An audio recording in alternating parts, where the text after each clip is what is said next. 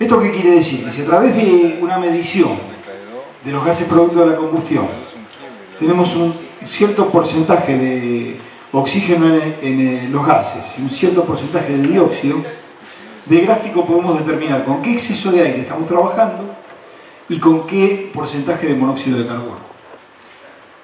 Los dos excesos. Claro. Esto, cada combustible tiene su propio diagrama de Oswald. Este fue determinado para el propano, pero bueno, habrá que hacerlo para el gas natural o para el metano o para el butano. Perdón, ¿podés repetir entonces los 4 puntos característicos de un caso? Por un lado tenemos la recta de Grevel, o la recta de la combustión completa. Fíjense que si la combustión es completa, el monóxido de carbono es cero. En la medida que aumenta la concentración de monóxido de carbono, esta recta se desplaza verticalmente hacia abajo en forma paralela.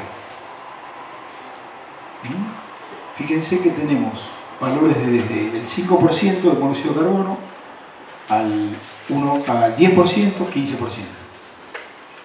Eso por un lado. Y por otro lado tenemos rectas que se pueden considerar paralelas, que tienen como parámetro el exceso de aire. Entonces, el exceso de aire va aumentando en esta dirección, cosa que es lógica, porque si en abscisa tenemos el oxígeno en los gases de la combustión, claro, en la medida que aumentamos el exceso de aire se va a ir trasladando hacia la derecha. Y por otro lado tenemos la concentración de oxígeno en los gases de la combustión como abscisas y la concentración de dióxido de carbono también en los gases de la combustión como ordenada. Quiere decir que si nosotros medimos 2 de estos 4 parámetros, del diagrama podemos obtener los otros 2. O sea, un punto ahí en el medio de ese gráfico. Claro, un punto en el medio de este gráfico indicaría, por ejemplo, vamos a tomar este punto. Esto quiere decir que estamos teniendo una combustión con un 5% de monóxido de carbono. Estamos teniendo, bueno, 5, y pico de oxígeno y 4, y pico de dióxido de carbono. Entonces, las combustiones más eficientes van a estar en el entorno de este punto, donde vamos a tener, o pretendemos tener, claro, lo más cercano a este punto, al alfa M. Claro. Es decir, la menor cantidad posible de exceso de aire y la menor cantidad posible de monóxido de carbono. Y este diagrama, les repito, se hace para cada combustible particular.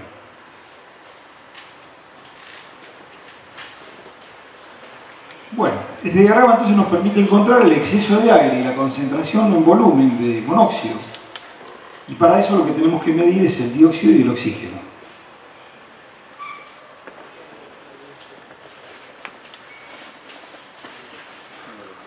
¿Alguna duda?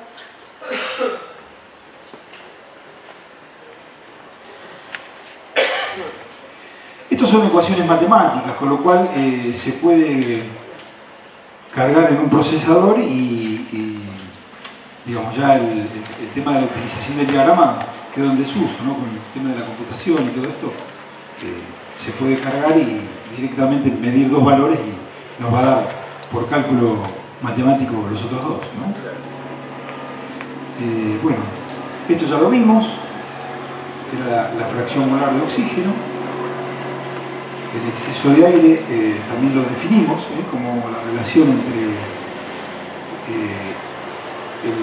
el oxígeno correspondiente al exceso y a la formación de monóxido de carbono con relación al oxígeno estequiométrico. Y finalmente, bueno, decíamos, no sé por qué está femenina acá, porque en realidad ya lo vimos todo esto, ¿no? La fracción de monóxido, X va a ser igual a los moles de monóxido dividido el número de moles totales. En base seca. Siempre todo el análisis lo hicimos en base seca, ¿no? Bien. Entonces, bueno, todo esto se puede programar y obtener a través de un cálculo computacional.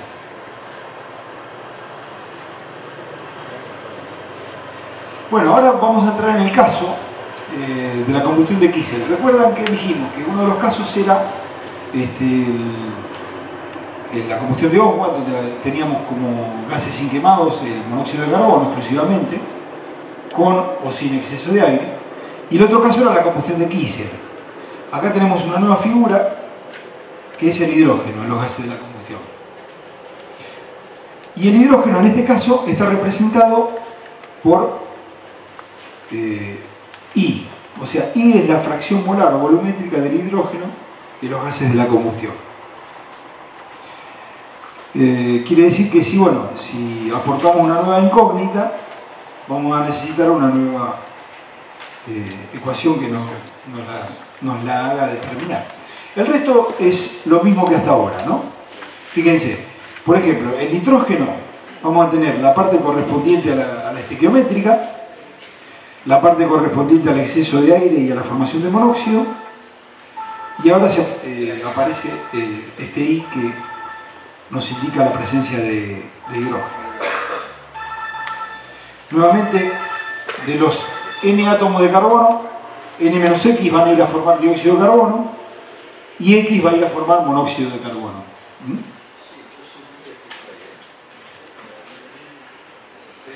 Entonces, bueno, se agrega una nueva ecuación que a los fines del curso no vamos a dar mayores explicaciones, pero tiene que ver con las constantes de reacción de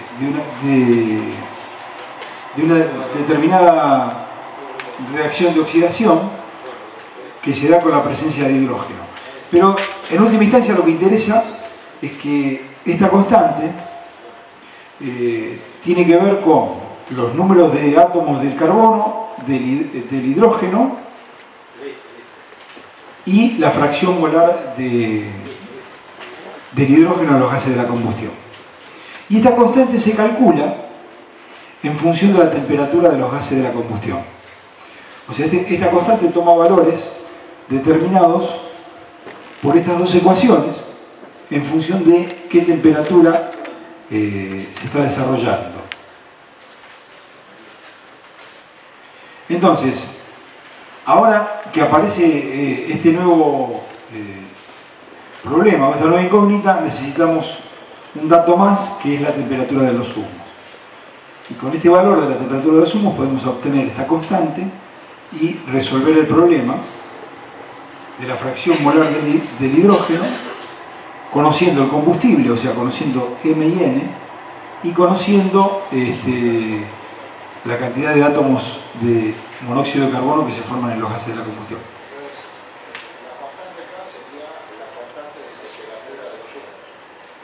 No, es una constante que tiene que ver con la velocidad de reacción de la combustión. Porque tiene que ver con las concentraciones. Yo preferiría no entrar en ese tema porque tiene que ver más con la cinética química y, digamos, no lo vamos a dar. Pero sí les digo que es una relación entre constantes de reacción en dos sentidos, entre el monóxido y el hidrógeno. Pero tómenlo así, porque así no la complicamos tanto. ¿Es constante para todo tipo de gases? Sí, depende de la temperatura. Sí. Se calcula a través de estas fórmulas en función de la temperatura de combustión. ¿El exceso de aire no forma parte de la fórmula? Sí, el exceso de aire entra en lo que habíamos visto. No, yo te digo una última fórmula. A ver, ¿en esta? No, acá no entra, porque esto es una ecuación nueva que se agrega como consecuencia de la aparición del hidrógeno, que tiene que ver con las velocidades de reacción de una determinada reacción que se da en la llama en este proceso. Pero sí, esta constante depende de la temperatura y se calcula en base a estas relaciones. Entonces, con esta nueva relación se puede calcular el porcentaje de hidrógeno en los gases de la combustión sobre la base de este diagrama, que es el diagrama de Kiesel, que es muy parecido al de Oswald, con otra pendiente de las rectas de exceso de aire.